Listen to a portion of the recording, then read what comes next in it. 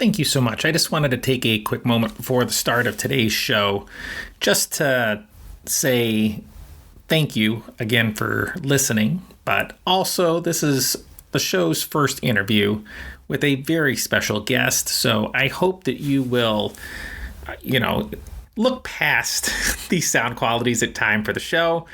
There's a whole bunch to offer with this episode and a lot of laughs along the way. And as with everything in life, I know that I'm going to keep on looking to get better and better at what I'm doing. So thank you, and I really know you're going to enjoy today's guest. Thank you all so much. And now on to our regular show opening. Welcome to episode 9 of Lost Without Japan, a podcast based on Japan and your Lost Without moments. This is your director of travel for TKIC Studio Productions, coming to you with hopes and dreams of a return to travel for himself and others in summer 2022. I'd like to thank you again for giving me a bit of your time today, and I truly hope that this podcast finds you in a good place or on the path to a better one. No matter how it may seem at this moment, I feel like we can always improve upon where we're at or just find a better spot to be in. My hope is that this podcast, along with Japan, can be that beacon for you when you need it, or just that guide to keep us going in the right direction when we are heading towards our goals. So getting you to Japan on either your first or return trip is going to be a topic I'll hit a lot on this first season and probably seasons that follow as well. Today's episode is going to be first interview for the TKIC studio, and I know that the guest that I'll be introducing you today will be one that I'll talk to again, most likely after my trip. We will be doing a brief pause on that Hiroshima talk for today's episode to do today's interview. But I will join back in with talking about different places to go in Hiroshima, as well as some news and a additional interview next week for our 2 weeks from now. I hope that Google Maps that was located in our link has been a huge help to you. I'm hoping that Amazon shopping list has been a help to you. Both of those can be found in the description for the episode below. So just make sure, if you have anything else that you recommend or anything else that you could see added or a link that's not working, feel free to reach out to the show at lostwithoutjapan@gmail.com. So go ahead, take a few deep breaths, and come along with me as we begin planning either your first trip to Japan or your return trip to Japan once travel opens back up. So let's get the show started and on your way to making your own Lost Without moments. I want to say a big thank you again to our sponsor, K-Pop Kimchi Podcast. The super brief advertisement for them will, as always, go at the end of our show. If you could give a listen, check them out, and say that we sent you, it would be much appreciated. Now on to follow on to our topic today. And beginning our steps this year, I'm going to introduce my son to our podcast. Why don't you say hello, Sam? Hello. So glad that he could join me today. I know that this is exactly what he thought he'd be doing on his day off, from working full time as, being, taken into his dad's show. But I appreciate it. Of course. If you're new to the podcast or returning Lost Without listener, I definitely thank you either way. But one of the things that I'm doing on the show, Sam, is kind of like talking about a dream come true saving account and just helping people hopefully either save for that first trip or save for like that return trip and kind of talk about how it's going for them. How's it going for you? I know that you're trying to set aside some funds for Japan. Are there things that you're finding easy to save for, or is it something that you struggle with? It's working as much as I do. I don't get paid super well, but I can usually put aside 100-ish each paycheck, which goes a long way. So I think I started working full-time around August, and since then I've gotten like about $2,500 in my savings. So that's a big chunk. So I know when I go, I'll have a good amount of money to save. So. That's awesome. That's awesome. And I know, like, you and I, like, we talk about, like, the trip that's we're hoping to be taken here. And, you know, like, next June is kind of that thing that helps us keep us going. Just for work and keeping our focus on things. So, you know, that is always something that's here. We'll get to there. And I will tell you, I said this break has been much needed. But it is something where my Japanese studies is still waiting to get going again. I'm hoping today I can get back into just kind of learning some of the words that I'm looking to and keep like hiragana, katakana going, and just want to be able to speak to people when we go. Because it's one of those things, like if you're there for a week, I think you can go not knowing anything and be fine. But towards the end of my second week, when I've gone, like I start getting frustrated that I can't like read what's on the menu or, you know, like interacting with people more. I'm sure when you're there for that long, you kind of start to get a little weirded out because you're in such an unfamiliar place and you can't read anything. It's kind of like it's frustrating. I totally get it. That's like being completely illiterate. Yeah. It's like, so, and with us being there for 3 weeks, I know that like is going to kind of return. Oh yeah. You know, like even more. Like so. But no, you know, it means a lot you came here today, and for the show, if you're looking to reach out to me as well, like I told you earlier, there's lostwithoutjapan@gmail.com. There is Lost Without Japan on YouTube. Lost Without Japan just recently got accepted onto Google Podcasts, so hopefully that will help my search being found there. I'm on Instagram and Twitter. Instagram at Lost Without Japan, and Twitter is TKIC Studio. That we're here, but I have one more interview that I'm hoping to do next week, but super happy my son's helping me today, because I'm sure as all dads do with their sons, we spent yesterday and the day before playing Call of Duty together. Of course. It's a Christmas tradition. You know, it's gotta be. So just a reminder, like with those links and things, I really hope they're useful. I'm going to add more to Hiroshima and talk about that probably with the next show, where I'm hoping to do another interview, have some input on that, and go from there. But I sent to you the one link, Sam, where it's the Amazon link that's here. What are your thoughts, like even not looking at that one, like what do you think would be beneficial to you for like your trip? I know I get overwhelmed with heat pretty easily, so anything that like water bottles or like cooling towels, I know when we're walking around and it's sweltering, I'm going to definitely need that because I definitely get overwhelmed with heat pretty easily. And also just a charging bank, because I like to take pictures on my phone, and I know when I go there, I'm going to take a lot of pictures and videos. I don't know when I go, I'm going to buy a GoPro or something, but I know whatever I do, I'll need a charger. So with the GoPro, what are you looking to record with your like with the GoPro? What do you think you're going to be recording while we're over there? I kind of want to just do like night walks or just GoPros of like experiences that I have, like going to I don't think they allow it at maid cafes, but even going to like a record store, I think it'd be cool to come back and show my friends or say this is where I was, you know. Yeah, like so one thing I was thinking about doing was like adding some video to the YouTube channel for the show, because all that's going on the YouTube right now is just audio. Mm-hmm. But I'm hoping that like while we're there, I could upload some things like video wise, and it's almost the same thing. I think like it might be a good place to just share between you and Josh and I, like just, you know, things.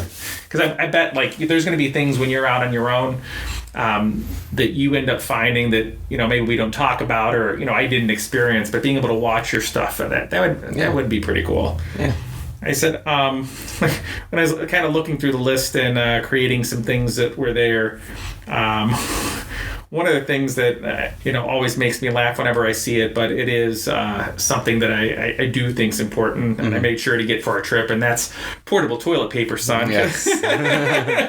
Like, it was, it only happened to me like once on one of my trips that I went to that I needed it and didn't have it. Never needed it outside of that again, but it's one of those things. You're so scarred from the first time that you just need it. It's like it's gonna be with me forever, but like, you know, like 30 years from now, I'm gonna open it up and it's just gonna be like a bag of dust. I feel like. It's like others like the bamboo fibered clothes, you know, like the rain ponchos. I'm gonna. For those of you that like I haven't had them on before, so you don't know, we have a pair of Lucky ponchos that we bring with us to baseball games, and we have a pretty good record right now of bringing those ponchos and not needing them. So we're going to take their luck from Cubs games and try to bring them to Japan, because being June and July, it's going to be the rainy season. Knock on wood now. Whenever I've gone, I think I've only lost like on all my trips like 2 or 3 days total to rain. But it's, let me tell you, when it really is, you see you see those videos of people like on YouTube or other ones that's here, and you see them getting blown while they're walking. And it's very much that. Like I told like a story like where I had no food, was out, and of course I'm like, I'll just go to the whatever tomorrow, like convenience store, out to eat. I'm just going to grab things as I go. I had nothing except for a pack of donuts, and of course that was the following day where it just nonstop poured, and it didn't matter that I had my poncho, didn't matter I had anything. I came back and I was just like I was soaked. So, what are some things? I know I have like a list of stuff. We talked about baseball already. Like what are some things that you're looking forward to doing on our trip together? I'm really excited. I'm excited to spend time with you and go to your favorite place and what will likely be my favorite place in the world. And I'm also just excited for my alone time and just exploring and seeing new places, because this will be a big culture shock. I already know going somewhere. Like I've seen videos, but I know when I'm there it's going to be crazy, because like the only time I've been out of the country was to super touristy spots in like Central American countries.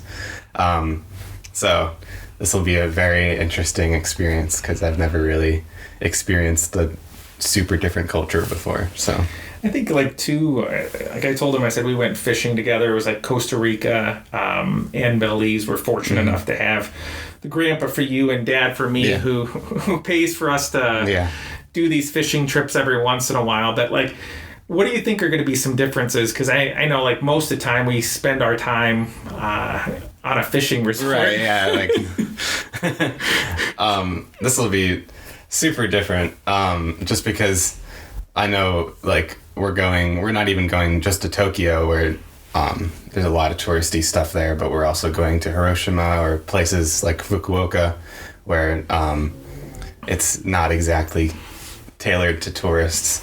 So I'm really excited for that, because that's going to be my first time, like I said, going to somewhere that's vastly different from American culture. And it's so much is, and that's one thing that I find that made me fall in love with it. Like after I went the first time, is like how, I don't know if it's being considerate, but how aware everyone is of each other. And it's something as simple as like putting your backpack facing forward when you're on the train, so that you're not bumping people when you're not seeing it.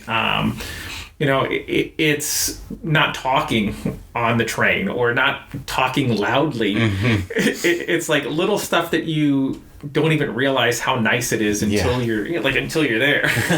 I already know there's so many things that people do that annoy me here, that like people are just respectful of there, and I'm gonna be like, oh my gosh, I never want to leave. I joke with my son. I said all I have to do is, head halfway around the world, and suddenly I stop being like who I am, and I'm suddenly some sort of exotic, amazing person that people want to talk with, as opposed to like here, I tell people I'm a teacher, or I tell people that I do a podcast, or I tell people I'm into K-pop, and You know, it doesn't always receive like, you know, it's but there it's like people have hobbies and they're super into their hobby. And I think because of the fact they're super into their own hobby, they are even more interested like in you know, yours, and it's legit like interest and not just like lip service of like just small talk. Like, I've experienced that a lot. And one thing that I'm looking forward to is introducing to my friend that works at Good Time Funari and his friend that runs a Korean restaurant in Hiroshima, like getting you to meet some friends and kind of create like an extended family for you too, for your return, that you can you know, meet, say hi to, or introduce your friends to. Super excited to meet people just along the trip. That'll be really fun. And I don't know, I'm sure this is going to be the same for us while we're there, but like it's so much easier to interact with somebody like when you're halfway around the world and you know you're never going to meet them again. And it's like if you don't get any response, or it's kind of like they kind of just turn around or whatever it is, it's here, like you have that. But like Steve and I, one of my friends that went on the trip too, we went into a coffee house in Osaka. We were just like looking to kill some time, and I saw this and I'm like, hey, cool, coffee. I found that I really like ground coffee that's like made in Japan, and it's one of the things I'm looking forward to going back to, is like going to these coffee places. And it seems like every trip I find something that's just like the new, this is what I want to do a lot while I'm there, like that you find. But we went into this coffee shop, and like lo and behold, she spoke perfect English, and she runs 2 businesses. She's like pretty young. I want to say like young 20s, but she like has 2 businesses up and running. Was pretty cool to speak to someone that was English, and we're just like, the easiest thing I can say is if you go somewhere and don't know what to do, is just ask for the chef recommendation. And it was the same there at the coffee shop. I was like, hey, what do you recommend? Because I'm like, I've never had coffee from Ethiopia before, or coffee from wherever before, or like different parts of Japan before. And she starts making things for us. And then one of her friends came in that did the actual roasting of her beans. And he was celebrating his birthday with his girlfriend. And it became this huge thing of where we started celebrating with them. And then other people came in and were like, oh, there's this tourist here, so we can act differently than we normally do. And we had like this whole place like filled with people celebrating this guy's birthday. That's cool. All because we walked in just randomly to some place. And it's just, you know, so cool. I'm excited for the unexpected, because I know it's important to have an itinerary and stuff that you want planned, but I'm super excited just to stumble across something and make memories that I'll never forget. And I'm also excited to be going as a 20-year-old, and be able to go to like clubs or bars or stuff like that. I'm super excited for that. I don't doubt it, because it's like one of the things that I've said on the show numerous times is that like, hey, I want to be able to like go have a beverage with you, or just like sit on the river in Kyoto looking at the sunset, or go up into the mountains of Kyoto, look down with you, watching the sunrise, sunfall, like all those memories we're going through together. And I told him, it's like Bappa and I, we did like a fishing trip, like kind of like before I moved out, and that was like our thing that we did, where it was a few days of him and I. And I'm like, this is super important to me. We've been talking about this since I was like an infant. Like I came back in 2004 and you're like 3, and I'm like, you were probably talking to me already about planning our trip. It was like, I'm like, son, when you get older, we're going to Japan when you leave high school. And it's nice to like have us be here at a point now where it's like, we're there, you know, like we are there, and we are like so close to like being able to share that experience together. And I know it's something you'll do with your kids, like, you know, one day, many, many moons from now. But like, you know, it's like, I think of like our family traditions and things we have that we kind of do. And I'm like, this is a big one. Like, I'm going to do it with your sister, like, you know, like where we'll do our own trip together. But this means a lot to me because like, if you do, like, this is my, and I know you know this, but I said this is my like favorite place to go like in the world. Oh yeah. And if I was going to share this with anybody, it's somebody that's important to me. And I'm like, you're definitely, fit that bill there. I hope so. So, but like, what is it kind of like growing up, I should say, with a dad that was like me? I told you, again, early on, 3, we're going to Japan. But Yeah. what was that like for you growing up with a dad that now has a, Japan podcast?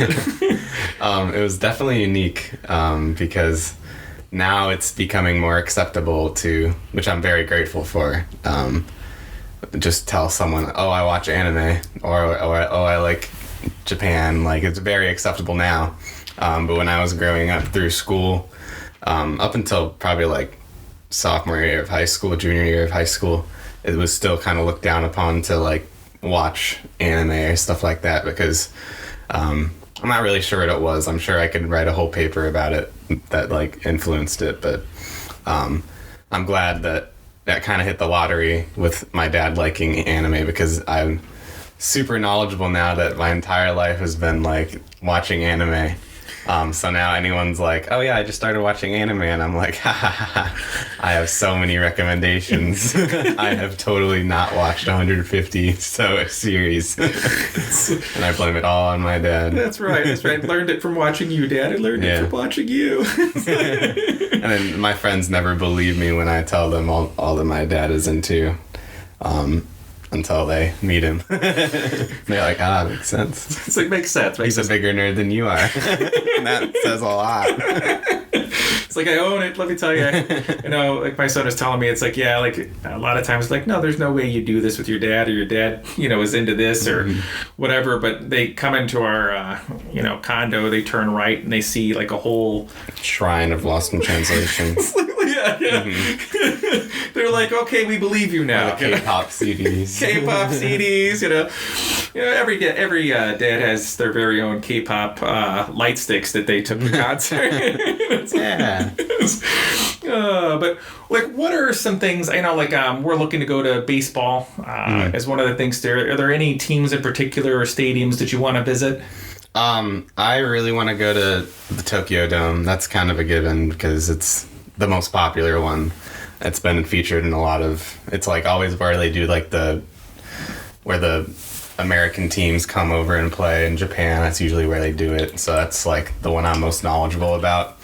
And then like every stadium is super cool. I'd go to all of them if I could. But I really want to see the, I forgot what they were called. The team Otani played for, and I think also Ichiro played for that team. So that would be a cool team to see, just because that's like my favorite players came from that team. So. And I've only been to like a couple stadiums so far. Like I've been to Hanshin to see the Tigers. Mm-hmm. Fortunate enough to see Fukudome, who used to be on the Cubs that like Sam and I watched play. But it was so cool coming back and seeing him like still like, I don't know, like 50. Yeah, he's super old now.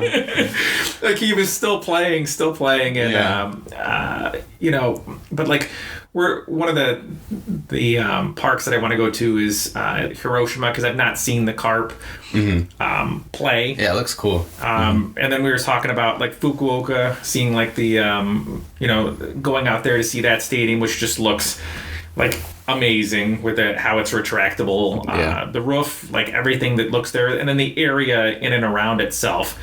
It's just it's gorgeous. And like one of the things that I wanted to share with is just like going to some stadiums or going to some places that I've been with, and I'm really looking forward to like how many games do you think we went to this year? I logged them all. And we went to 9. I went to 10. I went to one by myself, but we went to 9 total. It was we had baseball fever for sure. It was like the first time of like we're able to get out. Like we're able to get out. Yeah. It's an impressive though, like getting to get outside. We had a little technical difficulty there, so we're back and running now. Just had to make sure that I'm not forcing my son to talk on something that doesn't record, and then hey son, remember that time that I said I was going to borrow you? It's slightly longer now. But yeah, we went to 9 games, and we were just so happy to get out. And those first Cub games we went to, like when they were nobody in front of us, behind us, to the side of us, was just like super surreal. Like it's never gonna happen again that we were like stretching out. Like, it's like I don't have to worry about the guy next to you. Yeah. And then we went to your first Pirates game, which was my first Pirates game as well. That was cool. And then we went to Fenway, caught your first Red Sox game. Awesome. It was just so good, and I know we're gonna end up doing the same thing, make those same memories, coming up. And then one of the things we both kind of want to do, but I know you want to do even more than I do, and I'm sure you'll attend more shops than me, is going to record shops. Oh yeah, that's one thing I'm really excited for. Tower Records, just like I'm super interested in like the hip hop scene, so I'm trying to find like museums or like record shops. So. Are there any albums that you're looking to get when we go over? I know we've talked about creating like a Google list of albums that we kind of throw in together, as well as like some geeky anime things or statues or stuff that like, Josh and I are looking for that we can all share together. Is there anything in particular that you're like looking to try to find when you go there? I've looked into a lot of Japanese bands and artists. One that I'm looking for when we go, he's putting out a new album soon, featuring a lot of my favorite artists who's done work with him in the past, is Nigo. He's been around for a while, and he did work, he made a group to promote Bape, the clothing brand, called Teriyaki Boys. And they did a song that a lot of you might know called it's the Tokyo Drift theme from Fast and Furious. So they did that with Pharrell Williams. So I think he's super cool. So I'll probably be looking for that when I go. And then just other artists that I like. Ichiko Alba, Haru Nomuri, Shishamo, forgot the Peggy's, I know, is another one that we like. Trying to think. I know, like, one thing we talked about, not only shopping record stores, but is just the going to a concert or trying to catch music at like a small venue and things like that. Like, gotta do that. I don't care who it is. It could be like some weird experimental jazz. Like, I don't care. Okay, one of my favorite things that I did was, and I wonder if it'll pop back again when we go back if things are more open, was there was a DJ festival that was in Osaka, in Kyoto, and Tokyo, and I hit them when they were in Osaka, and like, I'm not a huge, by any stretch of the imagination, like big DJ music person, but like being there, and I think you and I know we may have been to 9 baseball games, this year, and done a bunch of baseball games, but I think we've been to way more concerts together than we have like almost anything. And we love going to concerts, but like being there with somebody who's into something, even if you're not into, like you totally feed off their vibe, like, and it's just a totally different experience than it was, like being anything here. Like, what if you're gonna pick one? Do you have like one or two like group that you'd be like you'd cross Japan for if you found out that like we're over in Osaka and they're like, okay, we're over on the opposite end? Like who? There's a band I know that's doing a North American tour, Haru Nomuri, which I would definitely go see if they were performing. I don't know if it stopped. We're still good, I think. Like, okay. We're good. The HP computer is having some technical difficulties right now, so as long as everything comes out, thanks for your patience with me as we're listening through. But I'm like, thank you, Sam, for keeping on track of things. But I said, Haru Nomuri for sure. Ichiko Alba, I don't know. And then Radwimps would be one for sure. Just a lot of people who've done anime openings, like Asian Kung Fu Generation, I would definitely go see. So, yeah, there's a lot of people I have on my radar. So, and is there anything that you want to share about yourself, or anything that you want to promote for yourself before we try to bring things to an end, and I'm sure we'll talk again a little bit closer when we have a like either A, it's looking like we're going, or B, it's looking like we got to wait again. Yeah. We're leaning way more towards the we get to go, so we'll talk again. But is there anything you want to, share with yourself or promote for yourself? I'm working on making music right now, but I have nothing to promote. So hopefully next time we talk, I'll have something to promote. So, it's like, having something that's in there that I know, like, you've been working on your, music trying to come through. And I definitely believe in you, Cedric, but no matter what. So just thank you for joining me today. Thanks for, recording in this palatial studio. How much this cost you? I know. These 2 TV trays and a painting light that I have for another geeky hobby I'm into. I went all out, son. All out, let me tell you. So, but thank you so much for visiting today. It really means a lot.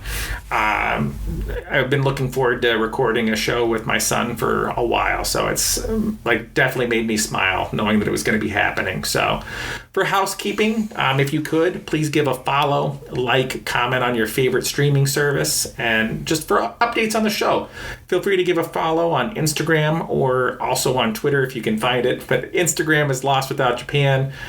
Twitter is TKIC Studio, and you might be able to find it on Lost Without Japan as well, or just Lost Without Japan at Libsyn.com, YouTube, Google. We're everywhere now. I mean, just taking things over. So, and again, the old-fashioned just email at lostwithoutjapan@gmail.com.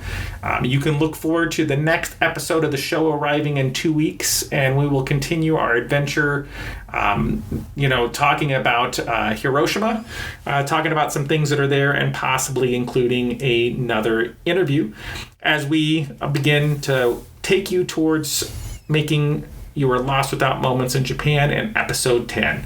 So on behalf of Lost Without Japan and the entire crew, I'd like to thank you for joining my son and I on this trip today, and I look forward so much to seeing you on board again in the very near future. So to everyone out there, Oginki Day. Stay well, my friends. What's up, everybody? Welcome to the K-Pop Kimchi Podcast. I'm your host, Justin Turneau, with my co-host, Fogrel, Brian Limper. And when you need a break from planning your upcoming trip or maybe even your first trip to Japan, be sure to come check us out on the K-Pop Kimchi Podcast, your #1 source for all things K-pop related.